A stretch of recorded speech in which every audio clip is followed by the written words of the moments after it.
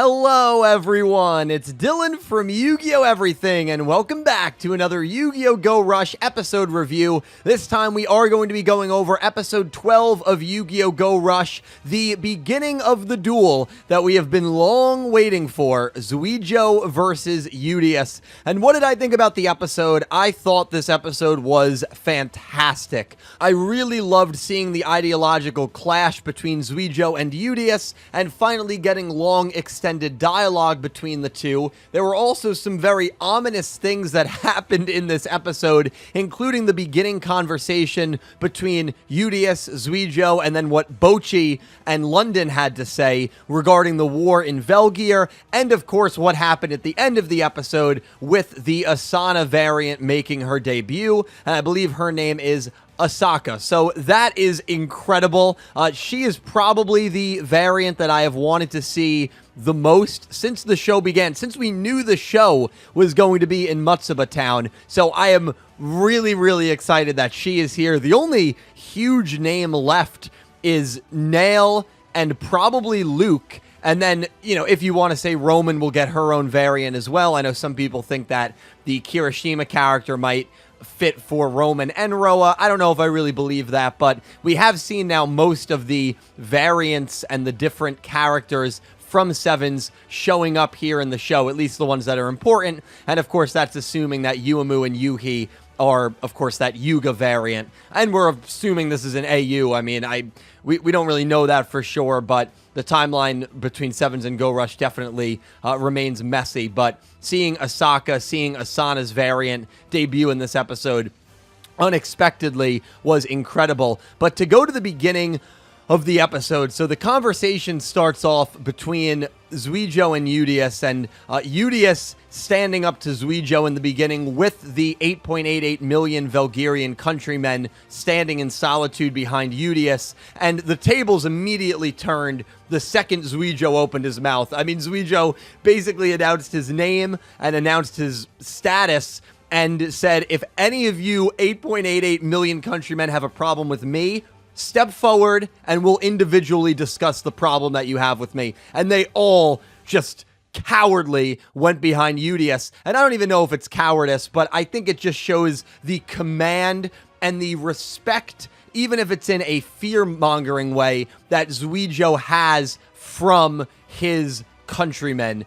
They definitely, even if they don't respect him, they're definitely afraid of him, to the point that none of them are actually going to stand up. And the second he raises his voice, they all kind of put their tail between their legs and go behind Yudias. And I think that was a really good start to the episode, because it still showed the power structure here between Zwijo and everyone else that we know of on Velgears. So that was really cool. And Zwijo basically yells at Yudias and says, the war on Velgear is still going on. Even though we're at Earth right now, there's still people in our country that are fighting. There's still people in our country that are sacrificing their life for this war. We have the power now with the Earth Damar to, I would assume, manifest monsters to fight this war for us and ultimately crush our enemies and end the war.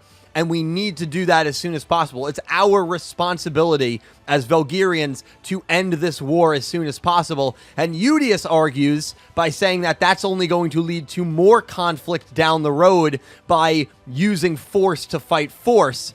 And so you kind of can see it from both sides. I definitely get where Zwijo is coming from, because he knows that there's people right now on Velgears that are still fighting. He knows that there's people right now on Velgears that are losing their life in this war, and he has the ability to end this war as quickly as humanly possible, whereas Yudias wants to end it in a more calm and peaceful way. But the concern with that is it might not work.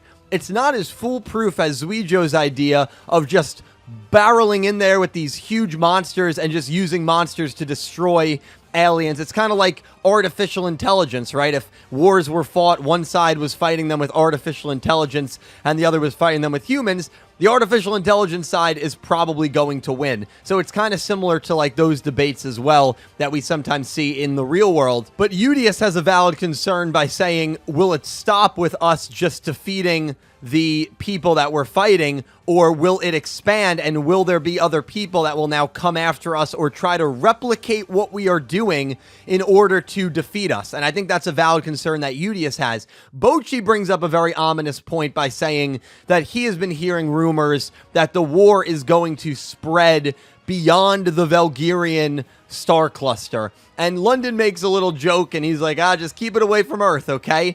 And that whole scene made me very nervous for what's going to come next here in Yu-Gi-Oh! Go Rush, because I feel like that was heavy foreshadowing that this war is going to spread beyond the Valkyrian star cluster. And if it does, is it going to come to Earth? Is it going to go to other planets? Maybe Bocchi's home planet, maybe the Kappa's home planet, Chupataro's home planet. Like, this could really get out of hand quickly. And so I get Zwijo wanting to end it as soon as possible. I also get what Yudias is saying, though, and I think that it's set up, again, the clashing of ideologies really, really well at the start of this episode. Zwijo's two monsters were amazing. His ace at the very end was super cool. I thought his first ace in this episode was going to be a maximum, just given its sheer size, but it wasn't. It was just a really big tribute effect monster. And we learn a little bit more about the Earth Damar and how that works. You have to soak your dual disc in the Earth Damar, and the longer that it's soaked in the Earth Damar, the more easier it is to control and the more, like, stable it is, I would imagine. Chupataro only had his dual disc soaked for 30 minutes, and we see how badly it affected him, where it actually looked like it sucked the life and energy from his body, whereas Zwijo's was in the container for 33 hours, and he was completely fine. He seemed very in control, he seemed very comfortable with what was happening, and he was really putting on a show for all the other aliens that are in Matsuba Town. He was basically demonstrating what this Earth Damar is capable of, and I loved that aspect as well, because it kind of sets up here if Zwijo is not going to win, he still may be able to get his message across Matsuba Town and across the galaxy that Earth Damar is the key to ending the war on Velgears and can be the key for control and domination in a lot of different ways. And I think that's the message that he is trying to portray and convey. And I think he's doing it very, very well by dueling on the top of the tower as well, which is the area that I guess can be seen from every single vantage point in the city. It's all carefully calculated and well thought out by Zwijo, which will legitimize him a little bit here, even if he does happen to lose the duel against Yudias. Yudias has one turn in which he summons Galactica Amnesia. He also summoned Transamu Rainik, and he was able to get over Zwijo's first huge dragon ace. And then on Zwijo's second turn, he summons his actual ace. I do want to say there was a part in this episode that I wasn't a huge fan of, which was Yuhi trying to recreate the Earth Damar. I feel like I should probably mention that. It took me out of the episode for a little bit. That sort of humor has never really been my cup of tea. So whenever humor like that happens, it's not really for me. I get that some people really enjoy it. Apparently, it's a very popular thing in Japan, that kind of humor. So it doesn't surprise me that this show would kind of do something like that. But, you know, it's not really my sort of humor.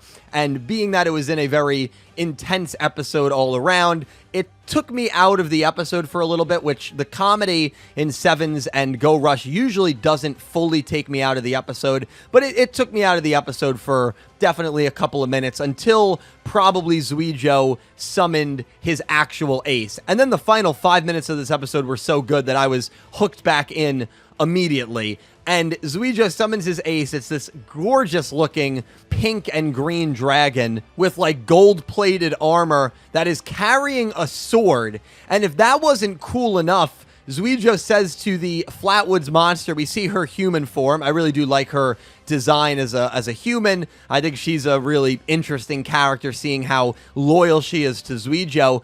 Zwijo gives her the signal, and then using the Earth Damar, fuses into his monster, which is something that we have rarely seen in Yu-Gi-Oh! Yami Marek, Winged Dragon of Ra, is what first came to mind. A lot of people pointed out that Zark did it as well.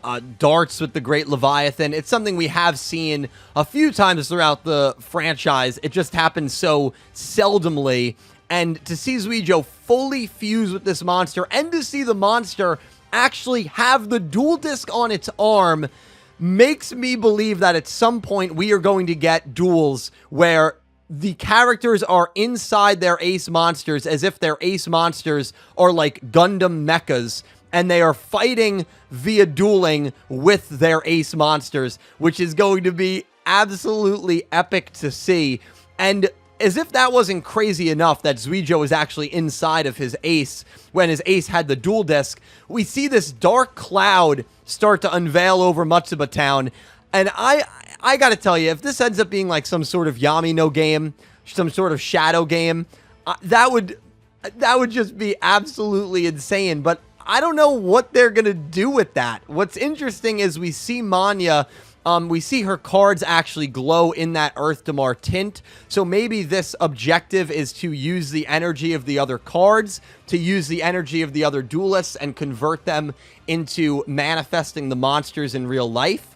It definitely left on a very ominous, creepy cliffhanger with this veil of darkness covering Matsuba Town as Zwijo just entered his awesome ace monsters body. I mean, I would never have guessed the direction that this episode went in. And then if that wasn't crazy enough, Kawhi, who walks away from one of the most important duels he's probably ever witnessed, a character that is so thirsty for knowledge, walks away from the duel. Why? Because he wants to go to the head of Matsuba Town, Asaka, and Asaka turns around on her R6-like desk and just says, "State your business, Kappa." So she knows who Kawhi is, or at the very least, she knows that he is part of the Kappa organization. Maybe they've had dealings in the past before. Maybe they've had conversations in the past. She doesn't seem particularly excited to help him. She also does not address him by his first name. She addresses him by his species. So I think that also kind of gives you an indication here that she's maybe not necessarily a fan of Kawhi, but man, oh man, seeing the Asana variant was insane. And the name Asaka, I think, is very intentional. You have a combination here of Asana and then Haruka, which was Tiger's name. You kind of combine the end of Tiger's name with the beginning of Asana's name, and so you have Asaka, and I think that is really, really cool and makes a lot of sense, and I definitely think was intentional. But it'll be interesting to see what kind of role she serves in this final episode and why Kawhi left this duel. Maybe he felt it was getting out of hand and he needs her to step in.